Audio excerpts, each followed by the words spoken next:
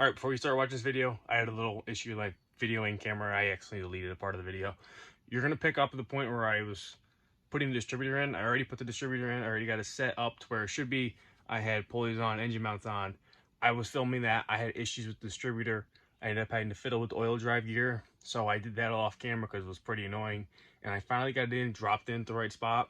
So you're picking up there. You missed that. I'm sorry, but you can. It's not normally they're not hard to put in. You just gotta time it right, drop it in. But mine must have got spun, and I had to sit there and fiddle with it for an hour and a half probably. So you didn't see that. That's where you're picking up. So there you go. All right, so I went ahead and I did everything that just boring shit. You know, engine mounts, pulleys, a couple hoses, distributor, which saw me struggling with. But I did all the boring shit ahead of time. Next, we put the clutch on, pilot bearing, throttle bearing, which we're gonna do throttle bearing right now.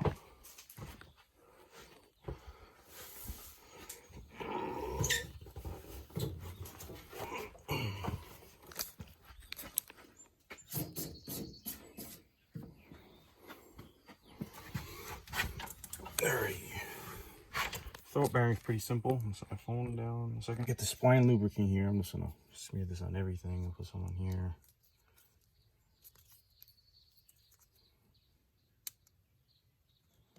Put some up here.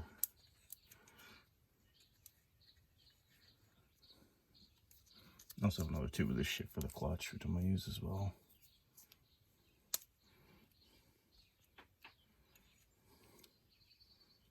Now we just take our forks, pull them ahead.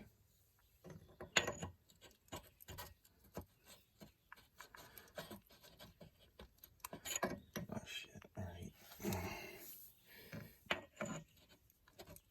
There we go. Here's the tricky part, just getting these two to marry.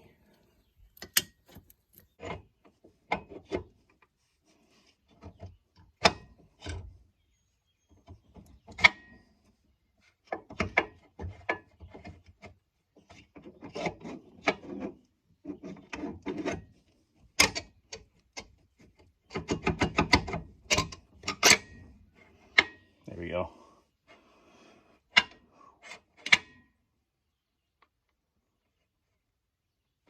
Alright, so first thing we gotta do here is get our new pilot bearing seated. So, yeah. I've decided to go with just the needle bearing that came with this set because I like it better a little bit. I don't know. Some people like the bushings better, which I don't know where that went. Right here, either got a brass bushing, or a needle bearing. And I'm just gonna go with the needle bearing. Just gonna find a socket.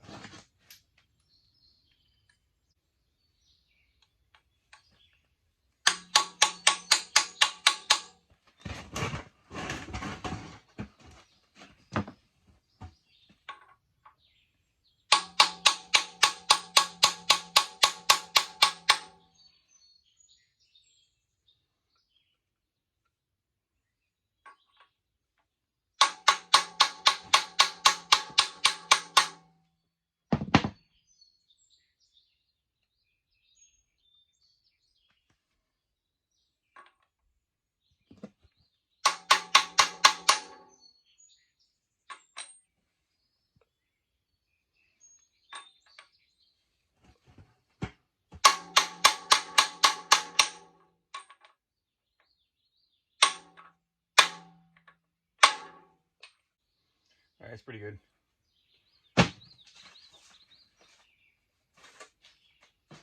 Next up on the shelf, my new clutch. I got a Zoom performance clutch from Rock Auto. It was one of the cheapest performance level clutches that they had on there. It's like $108 or something. But it's still in the bag here. The reason I went with this is because this is a 1990 small block Ford, so I needed a 10.5-inch clutch to fit this flywheel because I didn't want to change flywheels. There's our new disc. Pretty nice. I like it.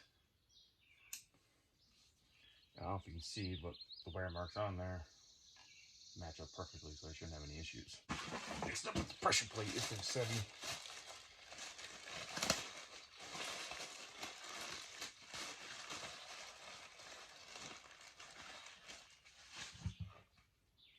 Nice. It's very similar to the one I have. A little beefier, I think. reason I had to buy a separate throat bearing is because this is meant for like a hydraulic system, so it came with a hydraulic kind of throat bearing. Don't need that. So tool.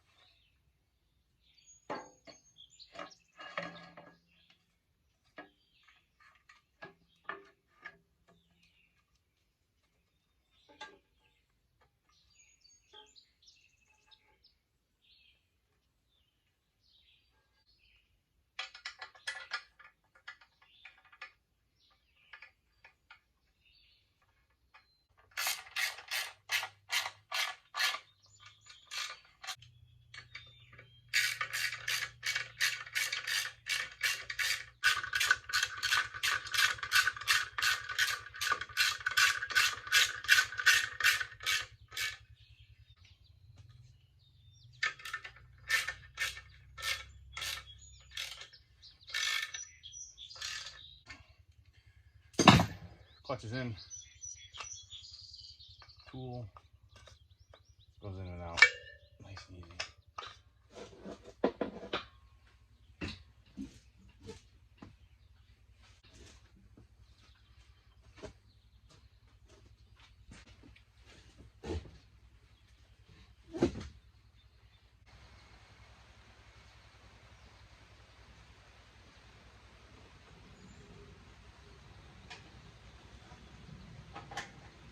Alright, so I got it at least over the engine bay, but we're going to have to come back and down and back and down and try to get its angle right while I'm not absolutely obliterating my new paint job off headers.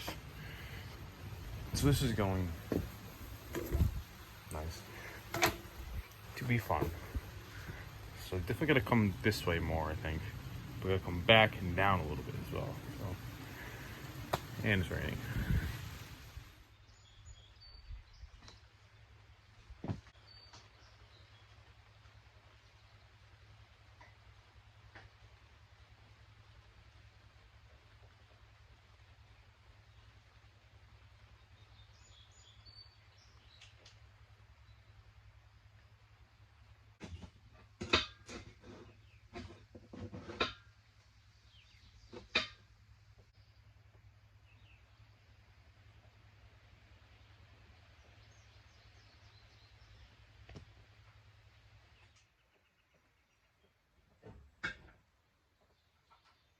We are so close. Definitely engaged. Good. I'm just fighting with the motor mounts now and getting the engine like pushing it back as I drop it, because this car is ridiculously long in the front and I'm on the first hole there. I'm on the last hole there and I'm touching my bumper. Just ignore that, but yeah, and we're still not quite in the right spot. So it's just kind of a shoving back and dropping kind of motion that's happening here.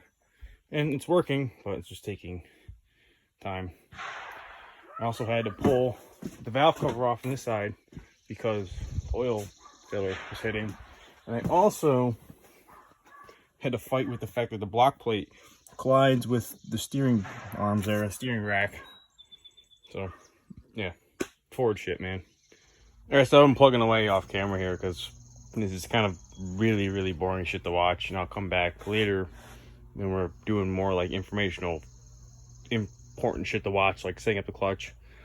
But engine's in, bolt down, engine mounts are in, bell housing, we can't see them, bell housing bolts are in. I'm working on this side header. It's all bolted up. I'm about to finish up the Z-bar to get that bolted in place. The starter's in. Next we'll put this header on. And then from there, I'll probably work on setting up Z-bar. We'll come back and we'll set the clutch because I'll do that while everything's out of the way. And then start slapping other things on, like, well, basically everything else. Put everything else back on. And we'll get this thing ready to fire back up. So I'll check back in when we're at that point. But I'm putting the headers on. Next time we get the valve covers ready here. These are my new Pro valve cover gaskets. We're gonna open them up here. And I should have did this with the first ones I had. that are in there. But these ones are actually nicer because they have steel. They have steel inserts where the bolts go through, so don't worry about tearing your gasket there. And they don't have the tabs on them already, which is rather nice. As you can see with these old ones, these are the old Felpros. Yeah, like they have the tabs that go in space with the valve cover, which are good-ish when you're trying to put it on by itself, but everybody does this now. Normally you can do it with like the sticky gasket maker. You just take your valve cover, take some, hold on, I was getting one of the extension ends for silicone. I'm using the ultra gray. It's just, normally I think you'd more want to use ultra black, the black, whatever it's called, because I think that's more for oil based things, but ultra gray is all I have right now. I don't have any black, and it's not gonna release the oil that much anyways. So put all on that.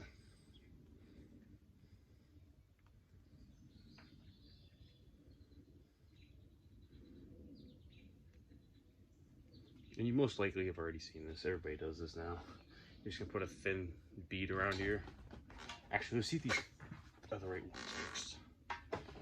They 100% should be, but yeah, they fit. All right. Take your silicone, do a thin bead around here.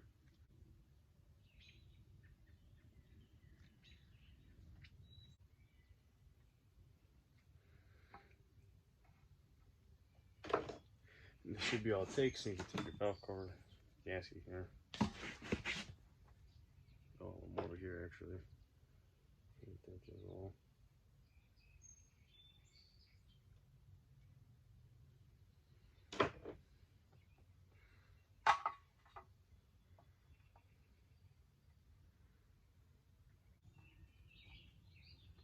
Bam. Stuck on there. Won't have to worry about it falling off. I'm trying to put the valve cover on. You can just plop it on there, put your bolts in. Won't have to worry about trying to hold that in place. So this will prevent this. I don't know if you see it was all smushed and crushed and actually cracked right there. Yeah. This will prevent that, and then you'll get a good seal. So do this, don't do that. And here's a tech tip. That's not really a tech tip, but I see everybody do it, so I did it. You ready for this? Ta-da! I had to I was gonna wait to put these on, so I didn't make sure I didn't scratch or anything, but the glares are ruining it. Can you focus? I had to put the valve covers on so I get the full look. Why this was all worth it. Cause damn, that's cool. But next, I guess next I'll try to set that clutch up, because that's the next thing.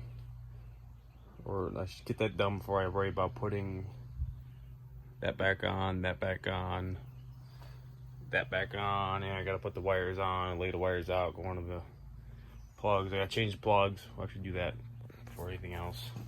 And clutch is in there. So do that. Alright, so right now I can't even begin to even try to show you what I have to do here, because it's just, I can't fit the camera down there. You can't even see anything, so it's not worth it. So I'll probably put a picture on the screen here. If you don't know how an old clutch system works, basically there's a pedal that moves a rod that pulls back on a Z-bar, or actually pushes on the Z-bar. Some kind of, inside the car is some kind of system that while you're pulling, it pushes, and it pushes the Z-bar, which then pushes in on a rod. It's like a threaded rod with a threaded cap on it and a lock nut, a jam nut basically, that pushes on the lever that you might have saw earlier when we put the throwout bearing on in part 1. Or is it this part? Part 1. No, where's this part? I don't know. Maybe I forgot. This is definitely this one that you saw earlier. That rod that then engages the throwout bearing against the forks of the clutch.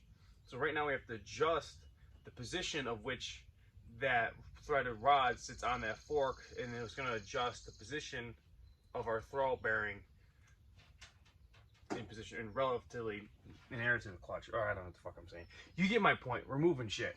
So for these, you don't want your throwout bearing touching the forks at all. You want there's a actual like distance you want there, but it doesn't matter as long as it's off far enough and your clutch is in the spot where you're happy with it and you have enough free play in there. Basically, as long as it's not touching it and is far enough away, that's over a couple.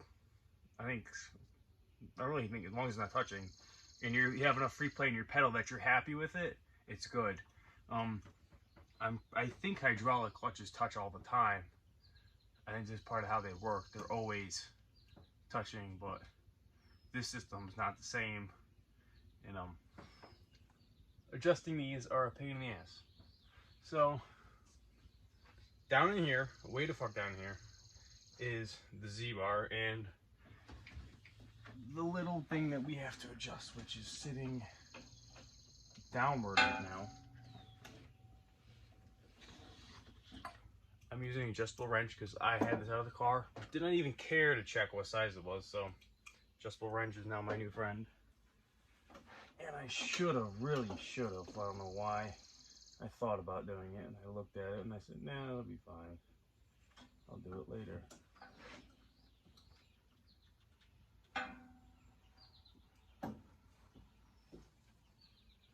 I might have to get into the car for this. We might have to go into the car for this. Basically, we're gonna loosen the threaded rod with the push cap on it, the thread cap on it, back enough that it's not gonna touch. Then I'm gonna thread it onto the arm, and then I'm gonna keep threading it, and it's gonna push the arm until I feel it come in contact with the forks of the clutch, and then I'll back it off a couple turns. And then really you won't know where you want your adjustment until you fire up the car and run it, and then you can feel where your clutch is, if you need less or more from there. But right now, it's just about getting that. What we're talking about is down in there. You can see it. Right there, the little arm laying on the header. That's what I have to adjust, so let's go into the car. All right, I'm doing my best for you guys.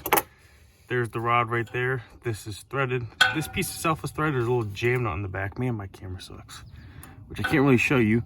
Here's the arm and the side of the throw bearing, and the clutch is in there, and you can even hear it. Come on, man. There we go. Come on, man, Biden. Hear that? Released. That's contacting the throw bearing right there. So it's just that little bit of movement right there that makes a difference here. That's contacting. That's off. That's contacting. And we have too much adjustment here.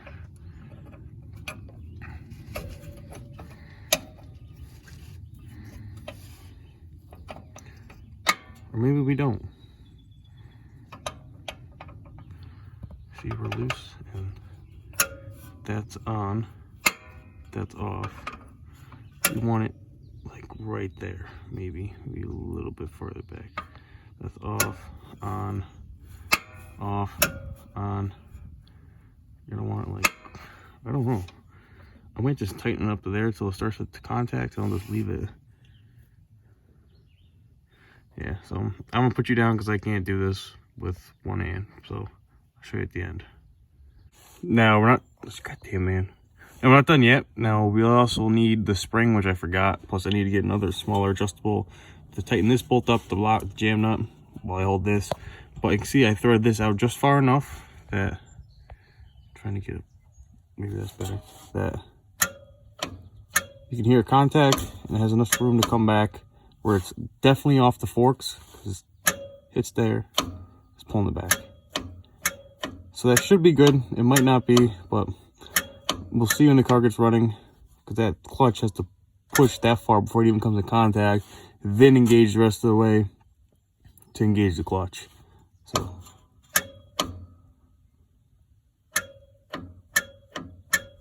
that's what I have right now. That might not be right. I might need less, I might need more, but we'll find out once we get the car running. So that's what we got now. Now we just need to add, supposed to be a spring right there. Goes there, but I need to tighten that jam nut down first. So gotta do that.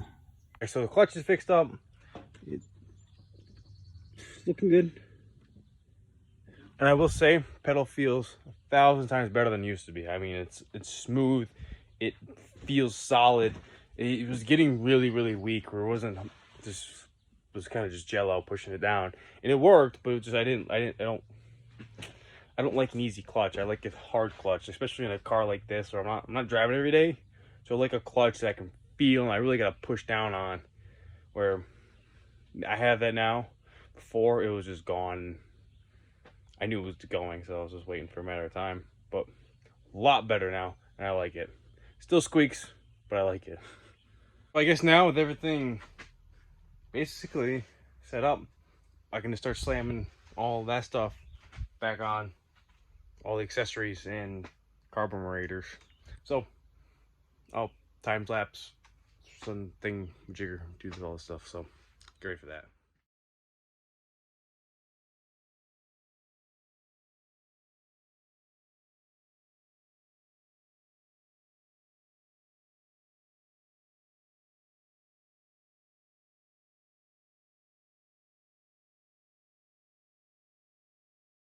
If you remember from the last video when we were pulling the distributor out, I talked about how the engine was very well timed and it's pretty good where it was, so I wanted to make sure it stayed where it was. I knew this because of the ground strap on the spark plug. Now, good tell if the engine wants more timing or less timing is how far the burn mark is on the spark plug. I can't, is that hard to see? Hold on, take my finger. Might be hard to see. Focus. I don't know if you can see. But anyways, the burn mark in this plug is almost to the very, very end, which is perfect amount of timing that this engine wants. This is another one that came out of the engine. It's up a little farther. It's up here more, but still pretty well down the strap. So I'm happy with that. So timing should be good, hopefully. I'm not going to lie. You guys missed a lot because my phone died and I wasn't waiting around for my phone to charge just so I could take a time-lapse video of me putting alternators and belts on and plug wires. It's not that interesting. You guys probably seen it 1,000 times, but you guys see it. There she is, all decked out. They're new blue. All the hoses are hooked up. Fluids are topped off-ish. I need to get it warmed up so I can get the coolant flowing before I can top that off. That needs a little bit more ATF. Was overfilled before. Everything's hooked up. You guys saw the clutch link. I'm just doing that. But carbs on, plug wires are on, new plugs are in, which is like the last thing I got. Fuel lines back on, and she fired right up. And right now, I'm gonna change the oil because the oil is gross. And then I don't want to. We gotta climb under there. Put a bunch of those back in. They should be in there to hold that block plate flush, but oil first. Little taste of that. I don't know if you can smell the gasoline, but I can. All right, I knew I wasn't crazy. Look at this cheap shit.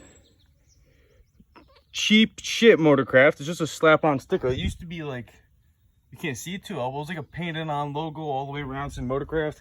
Now they just slap a cheap ass sticker on their white filters, which, you know, I get, but come on, guys.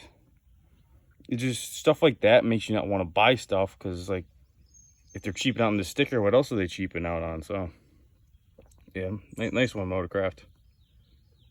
Here's a trick I learned, or I self-taught, kind of figured out. I'm not a big fan of filter wrenches. I feel like they poke holes and do worse than they ever do good. Brake clean. Spritz some brake clean on your filter. Take a rag, slap it on there. You got extra grip. I don't know why. Let's just beat the brake clean on there, but gives you extra insane grip, or attacks the paint. I don't know, but it gives you more grip. Spray a little bit of the brake clean on there. Grab a shop rag, put it on the end. Oh, and it's tight, and it works great. So try that out next time you change oil. Trust me, it'll work good. I'm using Mobile One. I don't know. It's just, I don't know if anybody's been to Walmart recently, but their 1030 oil, it's pretty slim. Everything's either high mileage oil or it's this. So I also run this. This Lucas oil stabilizer. I know. I get the full pure synthetic brand. because it's a little bit thinner than the straight up oil stabilizer Lucas. That shit's extremely thick. It's like tar, which I don't want to run that through here, but this I like because it's a little thinner. But a lot of people say you don't need to run this stuff. I mean, if you watch the thing, this really helps stick the gears and helps the oil stick a lot better. So I like using it. I don't know if really don't I don't need to, but I just like it. That plus our extended performance Mobile 1, which oil's oil, don't really know. But I run that. I don't know why, but I just like it. I like putting it in there. A little extra protection, a little more peace of mind. So just went for a little test run, which don't worry, you guys will get a full shakedown run at the end when the hood's on the car and I can actually take it around the block and be good with it. So went for a little shakedown run, and the two things that I set out to fix along with the clutch, one being the leaky valve cover gasket and the exhaust leak, they're worse than they were before. Same valve cover, that back corner there, leaking like a mofo. Same exhaust leak side, leaking even worse. I mean, it's like, if you guys are Ford guys, you know, like the 1990s, the early 2000s, the 4.6 liters and the 5.4s always had exhaust leak because the manifolds cracked, and they went check, check, check, check, check, check, check, check, check, check, just like that, check, check, check, check, check, yeah, just like that. That's what this sounds like, and it's bad. It's not very muscle car-y when you take off, and you can hear more of the chug of the exhaust leak than you can in your Flowmasters. So I gotta stick my hand in this hot ass engine and try to fix that, which I'm actually surprised it actually did really, really well. I had no issues. It ran with the hood off. I don't know what it is about these 302s. The 19, I don't know, 85, 86, 87, 89, 90, these later model 302s, they all run warm. I think it's just how they operate and what they run at, but like this thing always 190, no matter what, 190. The only time I can drop it down a little bit is when I have my hood scoop open and I'm on a straightaway and I'm just cruising, flat open cruising, and it might drop down like 185. But this thing just sits dead straight at 190, which I'm not complaining. This is a good as long as the engine stays at a steady temperature, you're good. This one just operates at 190, but with no hood on it, it was right at 190. It didn't even flying down the road, would not drop below 190 with no hood on the car, which is, I don't know, I guess she just likes being 190 degrees. So yeah, radiator flowing. You might have saw the leak down here. It's not a leak. I just twisted the cap open when it was getting warm to see if it was flowing, and it burbled shit all over the place. So I'm gonna say, yeah, it's probably falling off. But yeah, I'm gonna try to tighten some bolts up and hopefully fix my leak issues. Then we can put the hood back on. Go for a shakedown. Yeah. I love this car. Clutch, perfect. It's a nice clutch. It's not too heavy. It's not too light. It actually got some actual pedal there that I didn't have before, and I really like having that. Shift's nice. The last other clutch shifted good too. And I didn't ever have like an issue where it wouldn't go in gear. It just, there was nothing there. It was at the end of its life. But new clutch, new car, new possibilities. No burnouts yet, because clutches are expensive, and I'm not taking the engine back out. No burnouts.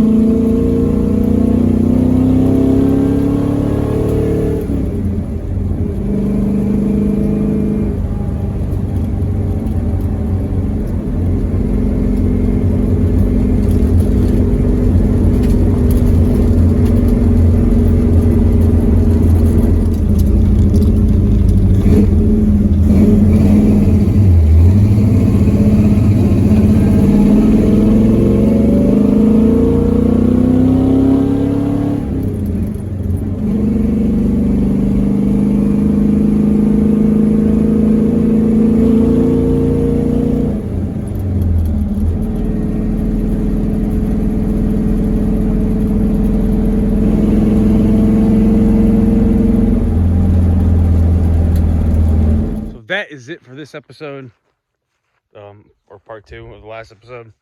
Car's finally back together. It runs nice, shifts nice. I like the feel of the clutch. I way like that engine better. I'm gonna go to a car show now and actually pop my hood and feel proud of how it looks in there, or better. But love the car. It's awesome. Drives nice. Still badass. It's not the fastest, but it'll get after it. Hopefully next time we get back working on that thing. This is the bad side. Pretend there's a fender there. The other side looks better. But hopefully we can get back to work on this thing soon. This thing's really close to being drivable enough where we can start tuning it. I am waiting for a fitting. I need a fitting for my temp gauge. Once I have that, I have no problem running it, because then I can actually monitor the temperature of the engine and not overheat it, especially with the coolant leak. I can just fill it up, run it, monitor it, make sure it doesn't get too hot. But maybe next time. Car's awesome. Hopefully that next time. You might see that soon too. I filmed some shit with that, but deleted it. It wasn't good. But thanks for watching. See you next time.